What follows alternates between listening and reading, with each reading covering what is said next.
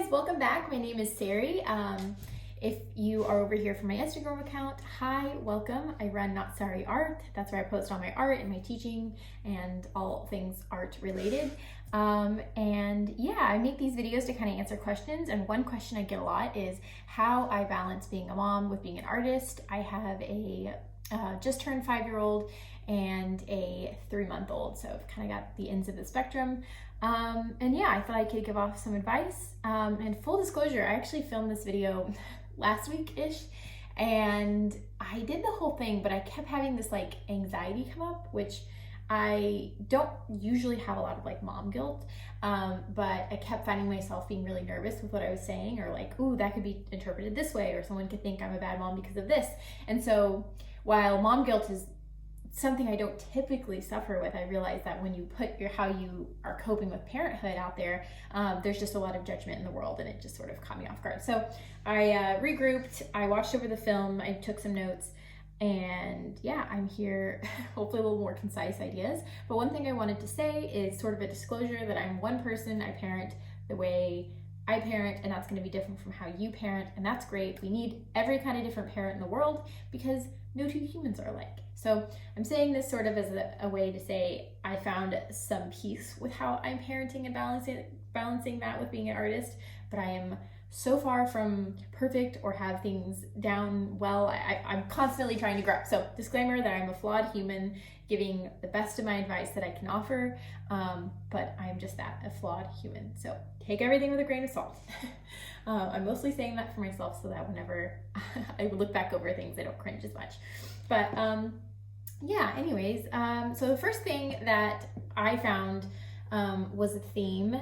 Sorry, I was gonna paint, but I think I'm just gonna talk. But one thing that I found that was a theme in how I balance anything in my life with my art is the idea of boundaries. And some of you already know what that means and what I'm about to talk about. But for those of you who aren't so familiar with the idea of creating and maintaining boundaries, basically, you know, a boundary by definition is just kind of a marking off where something ends and something else begins.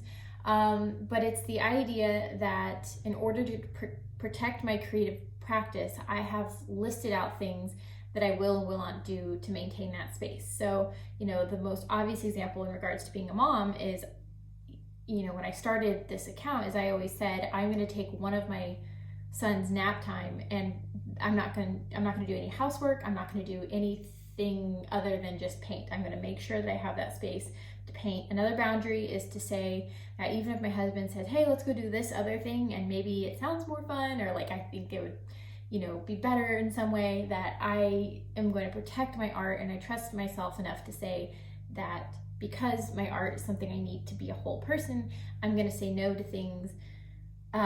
And that's, you know, and it sounds easy. It's like, well, just say no to things that are taking up your time. But if anyone, you know, if you are a mom and you're familiar with, you know, these kinds of things, you'll know that you can sort of end up being someone who gives endlessly to the family, to your spouse, to your children, to people around you. You know, caretaker role tends to demand a lot. And so by putting out boundaries, saying no to things, it can be hard at first, but you are going to ultimately have benefits from that. Especially, you know, the most important part of having a boundary is sort of sitting with yourself and determining, what do I need? What is the minimum I need to maintain a creative practice, or to be able to have a creative practice that also has income? You know, you just need to figure out what you want out of your creative practice and how you can protect that. So, you know, there's seasons of my life with motherhood that, you know, my son was taking 2 naps a day, my husband, you know, was helping a lot at home, and I could have these, you know, a couple of fairly large, expansive times a day to paint. And so the boundaries weren't as necessary. But, you know, I just had a baby, and I sort of refamiliarized myself with why boundaries are so important. Because with a newborn, it's no joke to think that every single second of your day could be devoted towards just even one newborn. They're hard work. But because I sort of told myself, all right, I don't need, you know, 4 or 5 hours a day to paint, but I would love to have 1 hour to paint and another hour to do the other part of my work. And I sort of made that goal for myself after the baby was 2 weeks old. I took a little bit of time off. And after 2 weeks, I said, that's what I need. That's my bare minimum. Every single day I need 1 hour to paint. And I found that that was a very protective thing to already have clear, because in the moment, it's always going to be easy to say, oh, well, she's fussy. I'll just bounce with her on the ball and watch a YouTube video. Like, that would help things be so much more smooth. But you're sort of foregoing your own personal identity for that. And if you think about it, if you take 10 steps back, and maybe if you're in the newborn phase, you can't do that right now, but as someone who has a 5-year-old, having that little bit of time when the rest of your day is devoted to your family and other things, it's nothing. It's not a big deal, and if an hour to you seems like too much, but you can do 15 minutes, great, do that. If an hour seems too short and in order to make the money in your art career, you need 3-5 hours a day, that's fine. Just be very clear on what your boundaries are and really stay true to those. So that's definitely if I had to end the video here, I would be like, okay, that's at least the best point that I can give you guys. So another thing to go along with boundaries, sort of this anecdote that I actually came up with when Knox was a little baby. That's my 5-year-old, sorry, is my car seat analogy. And my car seat analogy has to do with mom guilt. So let's say you've made that boundary and you said, okay, 1 hour a day, I have to have it for my art practice. I remember feeling really guilty making my husband, who would come home from work, he was a writer, so it wasn't like physical labor, and not that that matters, but he'd come from work and he's tired, and we'd have dinner, and then I would toss the baby to him and say, all right, I'm gonna go in this, we had a 1-bedroom apartment, I'm gonna go in the bedroom and paint or whatever. I remember feeling really guilty about that, and the whole time I couldn't paint because for me, guilt inhibits my creative process. Maybe it's different for everyone, but that's certainly how I operate. So I sort of was having this frustrated feeling of like, okay, well, I carved out this time and all I do in this time is kind of feel guilty and I can't focus. It sort of wasn't serving me. And with a newborn, like that hour was so precious. So one thing that I sort of thought about was whenever I put my baby, who I think at the time he was like 2 or 3 months old, he hated the car seat. Like most babies love it, and like will sleep in their car seat, but Knox, like both kids hate the car seat. Well, they're okay. I mean, if a long trip, we'll sleep. But anyways, I digress. Short trips, they can't stand it. They hate the act of being buckled in. And so I just remember putting him in was such a battle, not a battle, but like they really cried and got red in the face. And, if you've parented kids, it's unpleasant when they're having a hard time. But with a car seat, you don't not do it. You sort of just do it anyways, and then, calm down and get to the front of the car and drive, and you feel kind of sad for a couple seconds, and then you sort of move on. And the reason is because you can't not put your kid in a car seat, and probably you can't not go to whatever, a doctor's appointment, to go get groceries, whatever you're going out for. And so because you are like, these are hard, fast rules and facts, I can't break the law, I can't not go get groceries, I can't not go to the doctor, you release yourself of the mom guilt. You don't spend the next 3 days thinking, oh, my baby was so sad when I put him in the car seat, I'm the worst mom. No, you don't do that. You don't do that because it's a rule and it's hard, fast. And so while it's uncomfortable to put down that boundary saying we can't go anywhere, you can't be in the car unless you're buckled in a car seat, that's kind of what a boundary is, because you know that's a law, that's a rule, that's a safety measure. You feel kind of uncomfortable while your baby's upset, but then you really release yourself of that pretty quickly, right? Like I don't spend my day frustrated that I buckle my kid in the car seat. Okay, that's just not how it works. So imagine you had that same mentality to a boundary that you had. Let's say you were like, I am so firm that I need 1 hour, 5 days a week to do my art practice. That'll make me happier. It gives me the side income, whatever. What if you gave yourself a release similar to how you give yourself kind of a pass when you put your kid in the car seat? So, you've told your partner, I really need this hour. They're on board with you, but push comes to shove. It's time for you to go paint. You hand them the crying baby. It's been a hard day. Your spouse is like, wow, you sure you have to do this? And you just say, firm in your boundary, I need this in order to maintain my creative practice. It won't always be like this. Please take the baby. Unless someone's sick, someone's on fire, there's an emergency. It's just your daily motherhood grind.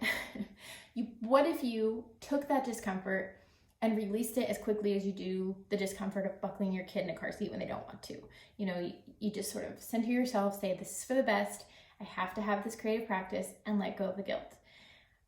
When I started like thinking that way about my practice, it really changed how I felt, and I was able to do more with my limited time. And of course, as your kid gets older, you know, it ebbs and flows. It's not a linear progression, but you do end up with more time. You know, right now, if I still only had my 5-year-old, you know, we wake up, we eat breakfast together. I do about an hour of school with him, and then he plays for like a long time, like with his cars and his trucks, and you know, he does his own thing, and then we have lunch. And anyways, all that to say is like I have an abundance of time. I would with my older one. I have a newborn, so I've kind of like started the clock over, but it does get better. It does get easier. And especially the more your family takes your practice seriously, like if you take your practice seriously, others will too. The less cumbersome and like, you know, frustrating it is to say, oh, mom has to paint. You know, some people run and they go out on hour runs and it makes them a better, happier person. And if that's what you need with your art practice, just be firm in your boundary, stick to it, and release the guilt. So that's my, the car seat analogy is like my biggest little gift to you. Another thing that I think is really important with balancing your art career is sort of having and this is something I've started in the last couple of years, but having a more neutral approach to care tasks. So care tasks are keeping up with dishes, laundry, you know, etc. It's really important to be very clear with what our absolute needs, like, I'll go through it in a minute, but you know, just starting to have a little bit more permission and self-love in your own care tasks. Like you're not always going to be able to be 100% caught up. Like if you put your art practice at the end of once laundry is caught up, once dishes are caught up, once groceries are, you know, refilled, once, you know, leftovers are made, you're never going to get to your art practice. It just, or maybe I'm just speaking to certain people. Like for me, it would never get done. And I really prioritize having a clean house, and hygiene is very important to me. But I still, even though it is such a high priority to me, I right now have laundry backed up. It's clean and it's in a pile in a laundry basket and a little bit spilled over to my couch, and it's laundry mountain at the moment. But I came out here and I filmed anyways, and I don't feel guilt about it because I may never see the bottom of that laundry basket, but you know what? There's clean clothes in there. It's a neutral care task. You know, with dishes, you know, sometimes, I mean, they're not like pile up in the sink in the same way that laundry is. But you know, if I do a marathon cooking session, even though most nights I like to try to get everything done before bed, if I've had a long day and I need to go to bed early so I can get up early and get some painting time in, I let it go. I make sure things are, you know, cleaned up enough and I release myself from that guilt. It's not always like that, but I understand that I'll never be able to be done with those tasks. They're always going to be kind of ever mounting.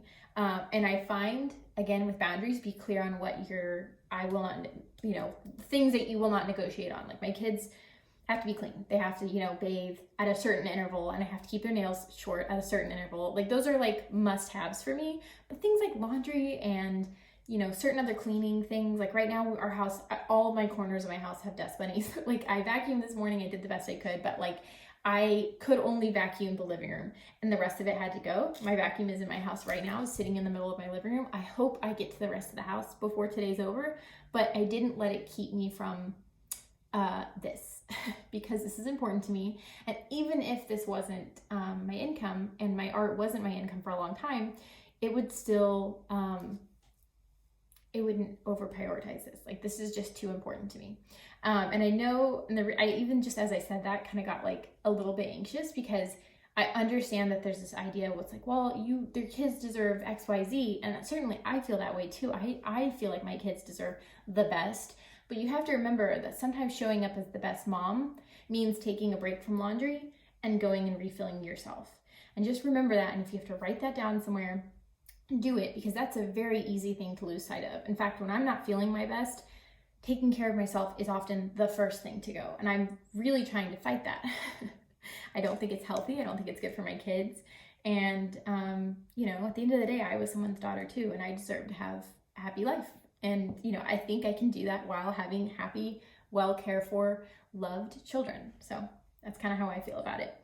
Yeah. And I thought the last thing I would sort of talk about in this video is sort of what my daily routine looks like. And this is where it gets really like specific, and you don't have to follow anything that I'm doing. But I thought, you know, it'd be helpful to know what other moms do. So full disclosure, I'm a morning person. I naturally get up, you know, even without kids, I probably get up every day at like 7. I love the morning. I fade fast at night, and my partner is very helpful. We both work from home. We both have full work schedules, but we both work from home, and that obviously has its benefits. Okay, so my daily schedule, what does that look like? Okay, so I get up in the morning. The baby has 2 feeds in the night, usually one at like 2 to 4 a.m. And then generally she'll have one more, she'll wake up. We're trying to phase it out, but you know, she's 3 months old. But she'll wake up at like between 6 or 7, and I feed her, and then I put her back to bed, and I get her up every morning at 8 because we try to have a schedule. And so when I get up at 6, and I feed her and I put her back to bed, that's when I sort of check my emails, which I know you're not supposed to look at your phone right away, but it is what it is. I check emails, I sort of get back to things if I have to, and then I get up, I go have coffee, and then that's kind of my a little bit of time to myself. If I have a project that I need to get done, sometimes that will be bonus painting time for me. So like if I have a portrait or a commission or something I'm working on, the deadline's kind of sneaking up on me, I'll just go out and paint after I have coffee. But generally I get up and my husband gets up and we sort of map out our day together. And then at 8, I get up the baby, I start her schedule, we make breakfast. Then my husband has to start his workday at 9, and the baby goes down at 9:30. So I finish feeding her, put her down at 9:30, and then my son and I do school. We do it for about an hour. By the time we're done, Lincoln usually has one of his breaks, and we sort of tag team. So the baby sleeps, and then I say, okay, you know, Knox goes and plays by himself. We, you know, have him sort of trained to be able to entertain himself. We always tell him, like, you know, most mommy and daddies go into work and then, you know, but anyway, so we have the benefit of spending a lot of time with him, but it's been very important with both of us working from home, and me always working from home. He knows how to entertain himself. Like, he's 5. So he plays, and then Lincoln works while the baby's sleeping. I come out here, I work. This is my most productive time of the day, generally. You know, I'll have like an hour or 2, depending. And then usually I have to leave to go feed the baby. Sometimes I can sneak some more time in. Then I go inside and make lunch. I make lunch for the family, and then we all eat together. And meanwhile, the baby's sort of napping on and off. We do like Uno or something with Knox because we're trying to learn numbers. And it's sort of our bonding family time with him by himself. It's just us 3. And then he has his nap. We call it a nap. It's been a nap, but he hasn't actually slept unless he's like sick or like really growing. He doesn't really use it for a nap. But he has his quiet time, and it's 2 whopping hours. It's, you know, 1.5 to 2 hours every day, which I know seems like a lot, but he's in his room and he quietly reads. Sometimes he does lay down. He plays toys, and we have held that through. Even when he started waking up, we sort of, you know, we told him, and it was never a punishment, but we sort of said, okay, this is your time to be quiet and, you know, rest. And his lights in his room are dim, and he has a sound machine on, and it really is a recharge time. And before I had the baby, you know, when he still had his quiet time, sometimes I would even take a little like mini nap. You know, we all sort of recharged. And then during that time, that's when I get my last little window of time to work. I generally paint a little bit, but I also do a lot of like back end work during that post-lunch time. And then at 4, Lincoln and I are both kind of done with our work day. For the most part, when you have like a job like this, you're kind of never off, but generally we try to aim for that. And the baby doesn't ever nap in her crib after she gets up at 4. Knox gets up at 4 also. Because, I don't know, she just doesn't, the witching hour, right? I mean, anyways. And so we, you know, sort of do, you know, we're done at 4. And so like 4 to bedtime routine is kind of just family time. I make dinner usually, or we'll have leftovers, and we go on walks. This is usually our time to exercise. Sometimes we'll trade off and each one of us will go run, but this is sort of the part of the day that's the least structured. And then we start bedtime routine at 6:30. We usually have Knox in bed by 7:30 or 8. And then Olita generally goes down at 8-ish. And yeah, and then I go to bed pretty much right after. I'm usually in bed by 9 because I have to get up in the middle of the night, and then also I get up like, 5 or 6 or 6:30 a.m. every morning. So yeah, that's what my day looks like. When do I do chores and laundry? My husband, like I said, he works from home, so he helps me keep up with stuff. He does a lot of, like, if I cook a big meal, he'll clean and put up leftovers. But yeah, I don't know. I'm trying to think if there's any like tips or anything in there other than trying to like keep a really consistent time that you paint. I find it's easier to carve out that time when everyone knows it's coming. Like Knox is like, oh, you're gonna go paint now, I'll play. Like, it's just sort of like, I'm never springing it on them. Even if like I only paint short little bits, the fact that I do it every day, I think keeps it fresh in everyone's mind that like mom needs to go paint. But I'm trying to think if there's any other tips. No, I mean, that's kind of how my day works. It's not always that smooth. Sometimes, Olita's really grumpy and I need to hold her kind of all day. I'll make sure I have, again, an hour minimum. It's kind of my boundary. And yeah, the last thing I have on my notes is asking for help. So that's kind of the last part I wanted to get to. We don't have any family down here. So when I say ask for help, generally for me, it's almost entirely my husband. I don't know when you're watching this, but we're in the middle of a pandemic. And so when we found out we were going to have Alita, it was pre-pandemic. And we sort of talked about the idea of maybe, Knox having morning preschool and then, maybe having someone come over a couple days a week and watch Alita so I can get caught up. But the reality of the world is that's not possible. And so I've taken a hit in my career and with being a mom. And so just as much as I'm really trying to preach the importance of creating boundaries with your family for your art, sometimes you have to do the opposite too. And that's okay. I've sort of have taken a hit with my business. And I mean, that sounds dramatic. It's just not as much growth as I was planning on. That's part of family balance. And I give myself as much love and permission for that to happen as I do in the other direction. So it's all a balance. I hope any of this was helpful for you guys. If you have any other specific questions, feel free to ask. But again, like I said at the beginning of the video, I am but a mere flawed human. So who knows if I'll know the answer, but maybe I can give you a resource or something. So I'm also going to link the resources that I really have drawn on during this, motherhood artist time of my life. There's a couple accounts that I follow and a Facebook group, and there was something else. Anyways, that I think is a really helpful resource. So I'll link those in the show notes. But yeah, thanks for being here. Thanks for watching. I hope any of that was helpful. And just remember to be kind to yourself, and that, the act of creating art is a form of self-love. So yeah, okay, well, take care of yourself. Thanks for watching, and I'll talk to you guys soon. Bye.